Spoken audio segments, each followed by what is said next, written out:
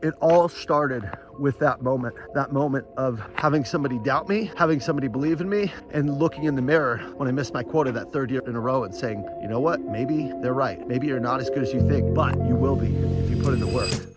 What's up, it's Ian Kodiak, and today I'm gonna talk about revenge and why revenge is one of the most powerful motivating forces that can help you go from average or underperforming to absolutely best in whatever it is you do. Specifically for me, it was best in sales. So I'm going to share a story of how I used revenge to go from average performer who missed quota 3 years in a row. Really only about 30% of people were hitting quota on my team. So I say average, but I was an underperformer, if I want to call it like it is. From underperformer to #1 in Salesforce, who made club 4 years in a row.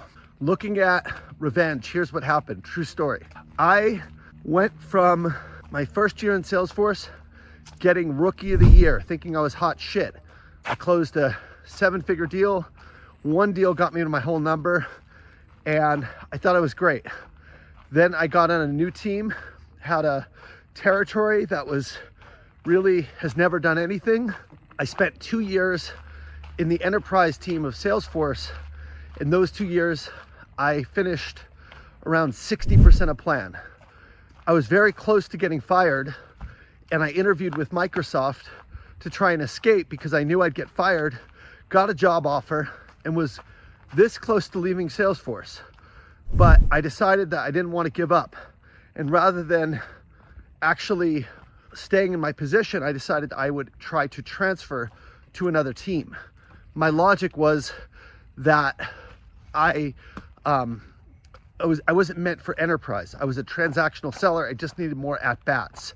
And so at that point, I switched teams and went from enterprise to commercial. And that year, I missed quota by 1 deal. I finished 95% of plan, and that was my 3rd year in a row missing quota. One of my best friends had moved over to Microsoft, and he took my sales engineer with him. The sales engineer that was my engineer when I hit the 2 years at 60%. The guy who had seen me essentially at my worst, bottom performer. And I found out from my buddy that they were talking about me. My buddy told me that this engineer, I won't name his name, he said to him, Ian is not cut out for enterprise sales. He'll never make it. And at that point, I held that statement and I said, I'm going to prove this guy wrong. I'm going to prove this guy wrong because I will not let someone tell me. And I'd spent 2 years working with him. So he knew me pretty well. It wasn't like he was just saying this. It wasn't just a hater online. He was saying this. He was my engineer for 2 years. And he told me, Ian's never going to make it. At that point, I held those words and I said, we'll see.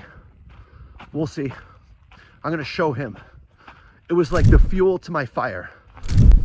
And that combined with missing quota 3 years in a row made me genuinely super driven to go out and show him and show my former boss, the boss who managed me for those 2 years where I missed, that I was, that I was actually great, that I was capable of proving them wrong.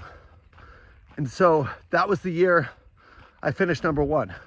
Now a lot happened to get me there. I had to start facing myself in the mirror and saying, you know what? They're right. They're right. I am actually underperforming. I'm not cut out for enterprise sales.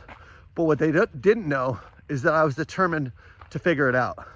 And so even though I only finished 95% of plan, the manager in that commercial team got promoted. His team did great. And he decided to take one person with him. And even though I wasn't the top guy on the team, he saw potential in me.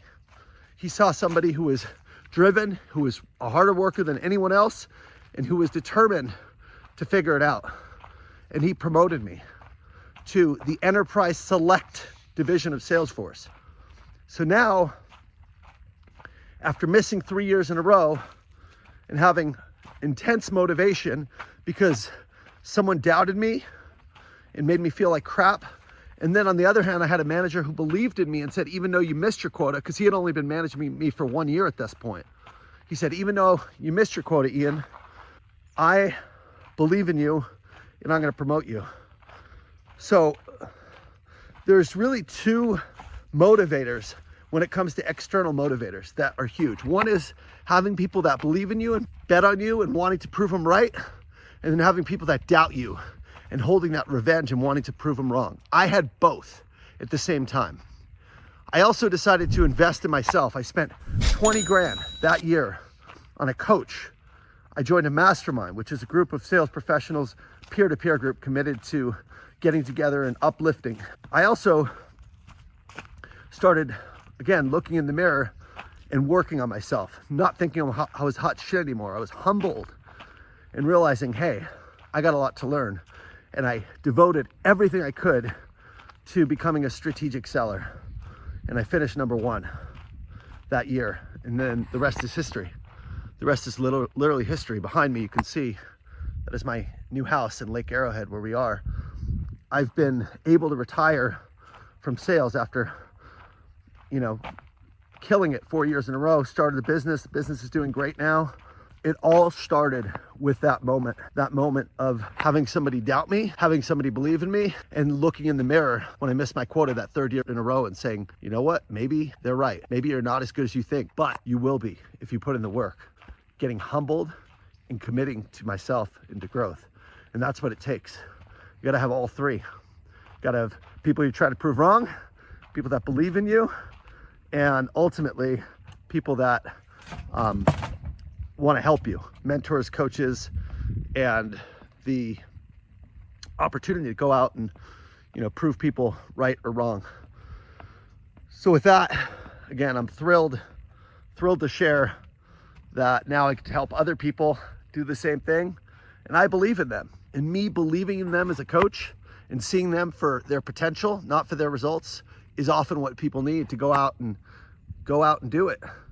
So just wanted to share that story on why revenge is such a powerful motivator to be able to prove people wrong. For me, that is no longer a motivator. I believe in myself now, but it was at that critical point. And I think it's a great motivator worth kind of thinking about. So as a takeaway to this video, think about who's doubted you. Think about people who have said you can't do it, who don't believe in you, and use that as fuel for the fire to prove them wrong. And also think about who believes in you right now, whether it's your boss, the person that hired you, or your partner, and do it for them.